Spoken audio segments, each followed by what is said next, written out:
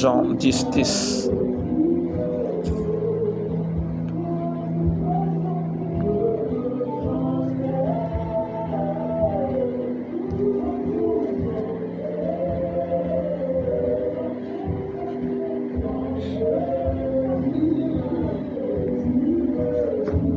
Je lis. Tu peux lire. Alors le voleur ne vient que pour dérober, égorger et détruire. Moi, je suis venu afin que les brebis aient la vie et qu'elles soient dans l'abondance. Amen. Ici, nous voyons le Seigneur est en train de décrire les fonctions du diable et les fonctions que lui il avait reçu la mission de faire sur la terre. Amen. Mais lorsque le Seigneur parlait réellement de cette test, les disciples n'avaient pas compris que Jésus parlait que le diable devait aussi le faire ce genre de choses pour que réellement la parole qui dit qu'il est venu pour donner la vie et la vie en abondance puisse s'accomplir. Amen. Nous voyons ici, il dit que le voleur ne vient que pour dérober, égorger et détruire. C'est la fonction que le diable était en train de faire depuis le commencement. Il avait volé la vie d'Adam et Ève. Il a détruit sa destinée. Et tous les gens qui venaient sur la terre, réellement, le diable continuait à faire réellement ce travail de la vie de toutes ces personnes. Lorsque Jésus arrive, maintenant Jésus dit à ses disciples, voilà la personne qui est sur la terre, voilà son fonctionnement. Mais moi, mon fonctionnement pour vous donner une vie et une vie en abondance. Et la Bible nous fait voir que durant tout le parcours de Jésus, Jésus était en train de provoquer réellement le diable pour que le diable réellement l'amène réellement à la mort. Et nous voyons un jour, Jésus arrive dans les synagogues, il voit une personne qui avait la main sèche. Jésus a guéri cet homme-là, alléluia. Sa main sèche a été restaurée. Pourquoi? Parce que le diable avait volé réellement ses membres pour ne pas l'utiliser. Il arrive encore quelque part, il voit un homme aussi qui avait le dos courbé. Alléluia. Il prie encore pour lui, son dos réellement était restauré. Donc nous voyons que le diable, lorsqu'il vient dans ta vie, il peut voler certains organes dans ton corps, certaines parties de ton corps qui va les déclarer déjà morts. Alors que tu es vivant, mais certains éléments qui se trouvent en toi, ces éléments-là sont morts. Alléluia. Nous voyons Jésus se croise aussi avec Bartimée. Bartimée, on l'avait proclamé qu'il ne devait pas voir, il était aveugle. Jésus a guéri encore les yeux de Bartimée. Et Bartimée a commencé à voir. Et Jésus marche encore, nous voyons un autre homme, Zachée, qui était collecteur d'impôts. Ce jour-là, il dit, mais il faut que je voie cet homme. Je vois cet homme, on lui parle de tous les miracles qu'il fait. Il faut que je puisse réellement le voir. Cet homme, il monte dans un sycomore. Lorsque Jésus arrive là, tout le monde était focalisé vers Jésus. Jésus élève ses yeux en haut. Il dit, Zachée, descends. Aujourd'hui, j'ai rentré chez toi. Zachée était étonné comment Jésus connaissait son nom. Et Zachée est descendu rapidement. Les gens commençaient à dire, mais cet homme est mauvais, parce que Zachée était comme le contrôleur. Lorsqu'on voit un contrôleur, même les gens qui paient les billets, ils n'aiment pas les contrôleurs. C'est comme aussi les motards. Tous les chauffeurs n'aiment pas des motards parce qu'ils savent que les motards vont peut-être donner un pli, nous va t'embrouiller la journée. Donc, tout le monde dit, mais comment Jésus peut aller vers cet homme? Et lorsqu'il rentre dans la maison de Zachée, il commence à parler avec Zachée. Zachée dit à Jésus, si j'avais volé aux gens, je vais remettre aux gens même les triples que j'avais volés. Nous voyons que Zachée était un voleur parce que le diable était rentré en lui comme un voleur. Alléluia. Et bien déclare, Jésus dit que celui-ci était aussi une fils d'Abraham. Aujourd'hui, Dieu l'a retrouvé. Donc nous voyons que cette parole montrait que tout ce qu'il devait faire sur la terre comme fonctionnement sur la terre, il a commencé à guérir les gens, faire des choses. Mais ce qui était étonnant encore, il déclare que Jésus s'est croisé avec cette femme qui avait son fils unique qui était mort. Et lorsqu'ils sont croisés avec Jésus, Jésus a donné la vie à cet fils unique. Ce fils unique était revenu à la vie. Cela a commencé à donner au diable la colère parce qu'il a vu que cet homme commençait à ressusciter les morts. Depuis que la Bible a commencé, la première personne qui ressuscite la mort, c'était Jésus-Christ. Un homme adulte, un enfant. Et nous voyons aussi que Élie avait fait ça, Élisée aussi avait fait ça. Il dit, ça c'est rien.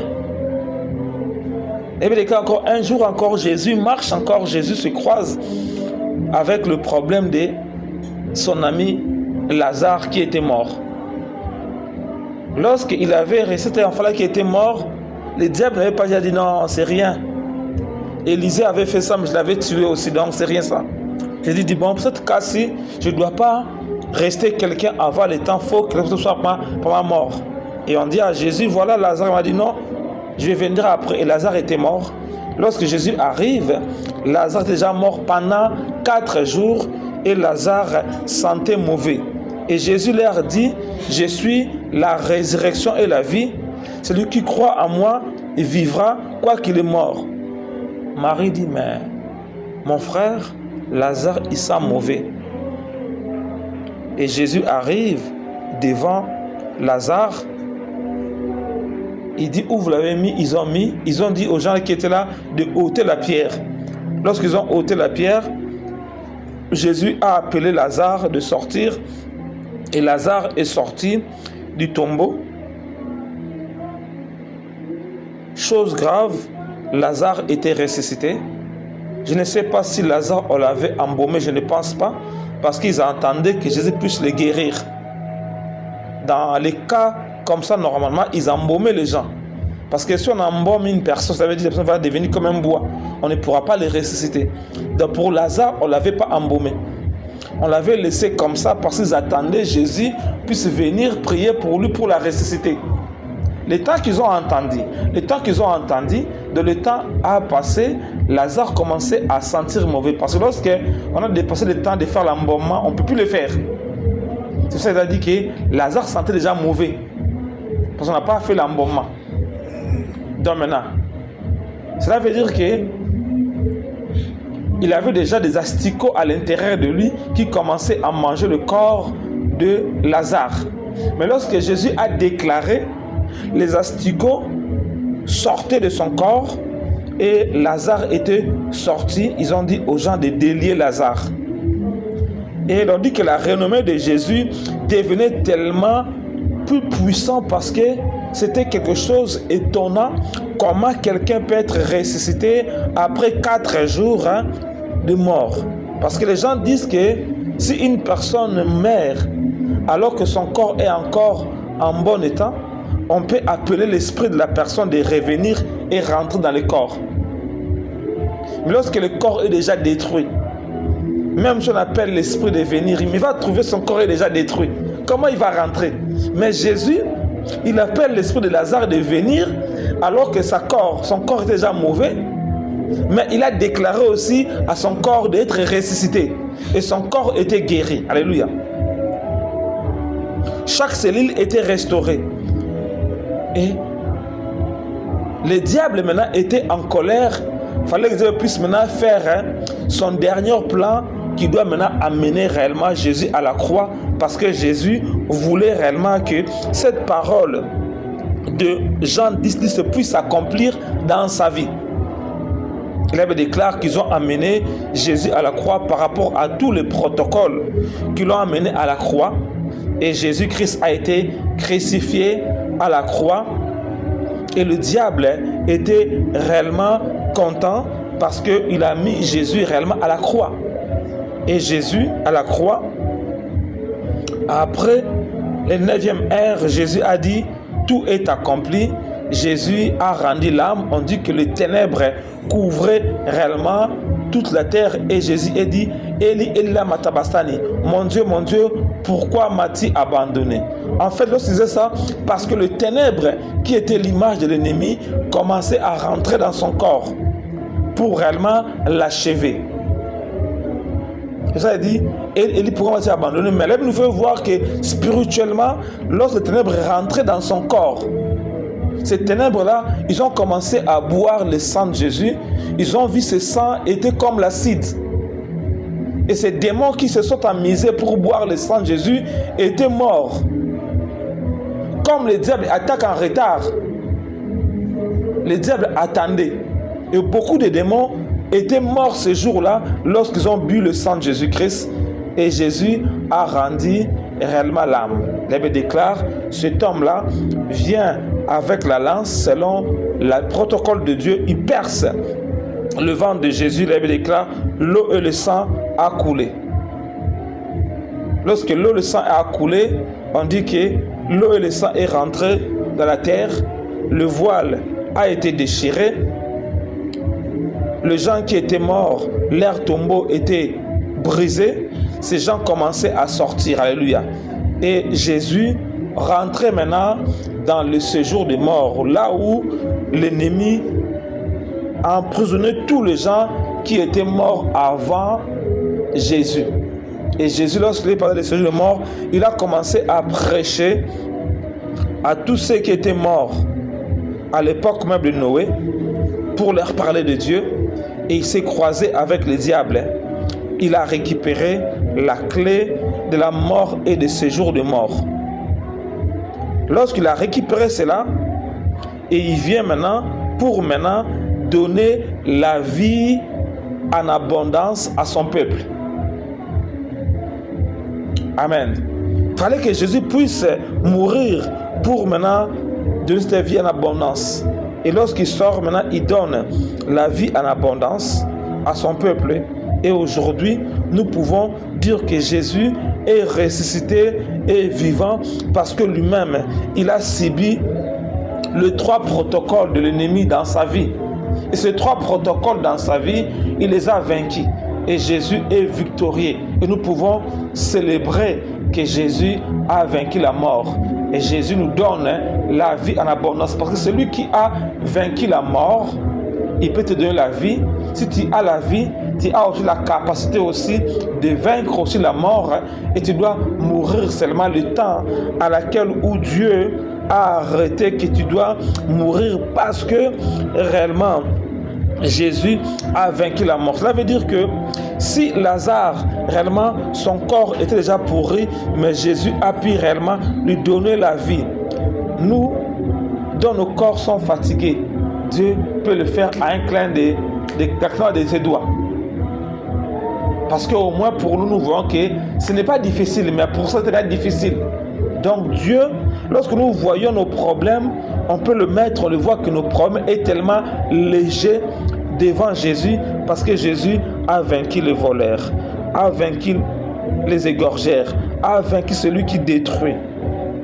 Et nous donne la victoire parce que lui-même, il a fait toutes ces choses-là pour que le diable puisse regarder, dire non, ces petits-là, je dois l'arrêter parce qu'il vient me défier. Moi, depuis que j'ai volé la clé à Adam et Ève, tous les gens, je les tue. Mais pourquoi il peut maintenant faire ces choses-là?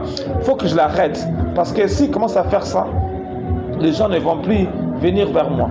En arrêtant Jésus, c'est là où le diable a été vaincu. C'est ça que nous voyons qu'aujourd'hui, nous pouvons fêter la Pâque parce que Jésus a été ressuscité et Jésus nous donne la vie en abondance. Pas une simple vie, mais une vie en abondance. Ça veut dire que la précarité n'est pas notre ami. Notre ami est l'abondance. L'abondance est notre ami parce que lorsque Jésus te donne la vie, il donne aussi l'abondance. La vie et l'abondance. Peut-être on est seulement dans la dimension de la vie, mais Dieu veut que nous puissions entrer dans la dimension de l'abondance. Parce qu'il nous donne la vie et l'abondance. Lorsque le diable lui vient, il vole, il détruit et il tue. Mais Jésus vient, il donne la vie et il donne l'abondance. Ces deux éléments, nous devons les réclamer aujourd'hui. Seigneur, donne la vie dans tout ce que j'ai. Donne l'abondance dans tout ce que j'ai. Et le Seigneur Jésus a la capacité de le faire parce qu'il nous a démontré qu'il a vaincu. Cette parole de Jean 10:10 s'est accomplie réellement à la croix. Et lorsqu'il est sorti avec la victoire, nous voyons que les apôtres étaient joyeux et ils avaient l'abondance en eux parce qu'ils ont vu que leur maître a vaincu la mort. Comme on dit, Jésus est vivant, il n'est pas mort. Jésus est vivant, il n'est pas mort. Il est vivant, il n'est pas mort. Jésus est vivant, il n'est pas mort. C'est pour ça que Jésus aussi, il veut que nous puissions être réellement des témoins par rapport à ces choses-là. Cela veut dire quoi? Jésus peut permettre à d'autres chrétiens de mourir et d'être ressuscités pour leur donner aussi le mandat légal lorsqu'ils sont avec des personnes qui sont mortes. Alléluia. Pour les ressusciter. Dieu peut donner à certains chrétiens le mandat. La personne était avec une maladie chronique. Les médecins l'ont condamné, il va mourir. Mais cette personne-là, Jésus a donné la vie par rapport à ça. La maladie a quitté et la mort a quitté. Pour que cette personne-là soit aussi un témoin, lorsqu'il sera devant les gens, ils pourront dire, moi, la mort a failli m'avoir à cause du sida. Si toi, tu as le sida, tu as le cancer, viens, je vais prier pour toi, Dieu va te guérir. Parce que moi-même, on m'avait appelé la mort, mais Jésus m'a donné la vie. Cela veut dire que, quelque part, Dieu fait des expériences personnelles avec chaque chrétien par rapport aux problèmes qui arrivent dans sa vie pour que ces chrétiens-là soient capables réellement, lorsqu'il sera devant les gens qui ont le même cas que lui, qui puissent leur dire, moi, Jésus m'a guéri, il peut te le faire. Parce qu'une personne qui a subi la chose, il peut réellement t'expliquer la chose. Et il peut aussi te convaincre parce qu'il a expérimenté cela. Mais une personne qui n'a pas expérimenté la maladie, comment il pourra te l'expliquer comment il a vaincu la maladie? Jamais. C'est ça, Dieu peut te permettre que certaines situations qui arrivent dans ta vie, qui est compliquée, non pas pour te punir, parce qu'il veut que tu sois comme un échantillon d'expérience dans le laboratoire de Dieu. Et nous sommes comme des échantillons de laboratoire de Dieu pour que lorsqu'on sort, on a la victoire. On voit comme Moïse, il était un échantillon dans le laboratoire de Dieu. Dieu l'a mis dans la maison de Pharaon. Pharaon a voulu la consacrer pour qu'il soit le second Pharaon. Le temps de la consécration, Dieu met le désordre pour que Moïse quitte. Et Moïse arrive devant Jésus et Dieu parle à Moïse. Moïse dit, mais non, Jésus, mais Pharaon, c'est un Dieu sur terre. On l'appellera. Je ne peux pas la combattre. Il dit, oh, moi je suis le Dieu de Dieu. Il dit, prends ton bâton, jette les bâtons. Le bâton devient comme un serpent. Parce qu'il savait aussi, Pharaon avait des serpents. Il recule, il dit, prends la main, mets dans ton sein. Il met, il sort. La main devient comme la lèpre. Mais encore, ça devient normal. Il dit, c'est ce que tu feras devant Pharaon. Même lorsque tu seras devant tes amis, s'ils ne croient pas, tu vas mettre cette main à l'intérieur, tu vas sortir. Ils vont croire que c'est moi qui t'ai envoyé. Donc cela veut dire que certaines expériences que toi, tu as, certains m'ont dit que tu as, Dieu t'a caché, mais Dieu a voulu à l'ennemi de rentrer dans ton corps, de te rendre malade, pour que lorsque lui va te guérir, que tu puisses savoir qu'il est le Dieu qui guérit. Parce que tu deviens comme une Bible ouverte. Tu n'as pas besoin de dire que lui a dit ça. Non, moi j'étais malade, Dieu m'avait guéri. Donc Dieu peut faire. Parce que les gens de fausse foi lui ont dit, mais ce sont le temps des apôtres, ils ont fait le miracle. Est-ce que Jésus a fait quelque chose? Non. Moi, Dieu m'a touché. J'étais malade. Dieu m'a guéri. Quand il m'a guéri, il peut faire pour toi. C'est ça, Dieu amène chaque catégorie de choses pour chaque chrétien d'avoir la capacité réellement, lorsqu'il sera avec une personne qui sache témoigner pour dire que Jésus peut te guérir parce que moi j'étais malade. Et donc les gens disent, mais tu es malade, tu manques de choses. Et cette personne-là, il aura foi. Lorsque tu prieras pour lui, le Seigneur va travailler. Mais sauf que le Seigneur, de fois, il nous met dans la formation sans se rendre compte qu'on est en formation. Mais il va nous parler lorsqu'il nous prend pour nous guérir. C'est là qu'il nous explique que non, pour ton cas, beaucoup de gens devaient mourir. Mais moi, tu m'as parlé depuis longtemps. Depuis ce moment, moi je te connaissais. Mais j'ai voulu que tu puisses passer par là. Que les gens puissent te toucher. Ils puissent faire ça dans ta vie. Mais pour que lorsque moi je vais venir, pour te montrer que je suis fort. Parce que tu sais bien, ces maladies-là amènent à la mort. Toi, tu n'es pas mort. Pourquoi? Parce que tu m'appartiens. Et lorsque maintenant il va te guérir, tu vas maintenant commencer à dire aux gens, Jésus réellement, il est ressuscité. Jésus est le libérateur. Jésus-Christ peut faire le miracle. Parce que je suis un miracle. Parce que Dieu m'a guéri. Dieu m'a fait ça. Dans ma famille, il y avait des lois comme ça. Ces lois ont commencé à opérer dans ma vie. Mais lorsque Jésus est venu, Jésus a arrêté ces lois-là dans ma vie. Et aujourd'hui, ces lois-là n'ont plus de dossement. Ces lois-là sont sous mes pieds. Et Dieu m'a parlé que je lui appartiens réellement. Mais il m'avait juste amené cette famille-là pour que je puisse naître par là. Pour qu'à travers de moi, qu'il puisse amener les réveils dans ma famille. Mais sauf que le Seigneur ne nous parle pas au début. Nous, on va croire que c'est comme si le Seigneur nous a abandonnés. C'est comme si nous sommes des personnes sans valeur, inutiles. Mais or, nous avons une mission potentielle. Et nous allons remarquer aussi que beaucoup de gens qui ont des missions potentielles, l'ennemi réellement le malmène parce que l'ennemi avait déjà vu ton étoile depuis ta naissance. L'ennemi commençait à accomplir depuis ta naissance pour réellement te détruire. Mais les yeux de Dieu étaient toujours vers toi pour te regarder, pour te dire, cette-là est mon fils, celle-là est ma fille. Autant marqué, je vais le révéler qui vient réellement de mon royaume. Je vais le révéler réellement. C'est moi qui l'avais mis sur la terre. Je vais aussi le faire voir tous les parcours de sa vie pour qu'il sache que j'étais au contrôle de chaque chose. Lorsqu'il avait une année, je voyais 2 ans, 3 ans, même l'âge qu'il a aujourd'hui. Moi, je voyais toutes ces choses-là. Mais sauf que ma fille n'était pas au courant, j'étais au courant. Mais j'ai regardé, j'envoyais mes anges aussi. Des gens venaient auprès de lui qui étaient des hommes, mais c'était des anges qui portaient le corps humain. Mais lui ne savait pas. Alors aujourd'hui maintenant, je viens maintenant me révéler, je suis réellement le Dieu qui est mort à la croix pour lui et j'ai voulu que tu puisses subir toutes ces choses-là pour que tu sois un témoin oculaire de ma puissance. Amen. Jonas dans le ventre du poisson, lorsque le sorcier est devenu un témoin oculaire de la puissance de Dieu, il pouvait dire aux gens de Ninive, réellement arrêtez d'adorer l'esprit des eaux. Cet esprit-là que vous avez peur de lui, il m'a avalé. J'ai fait 3 jours dans son ventre. Vous qui disiez, si vous brisez l'alliance, vous allez mourir. Il ne va pas vous tuer. Moi, il m'a avalé.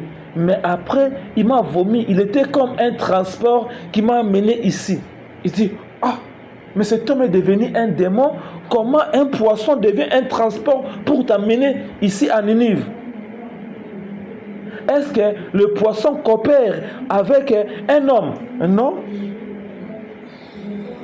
Non. Mais comme Dieu domine sur toutes choses, Dieu dit au poisson, amène Jonas à Ninive qui doit porter ma parole. Amen. Mais or, il sait que toute personne qui était devant cette baleine-là, lorsque la baleine l'a avalée, pour lui, l'histoire était finie. Et si on ne donnait pas, il y avait des grands dégâts. Amen, amen. Donc, il ne faut pas t'inquiéter, il faut commencer à dire à Dieu merci pour tout le problème qui est arrivé dans ta vie. C'était juste une formation.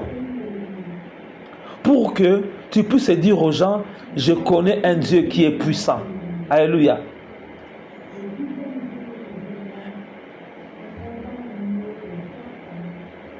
On va dire à Dieu merci. Merci parce qu'il est le Dieu qui nous connaît. Il est le Dieu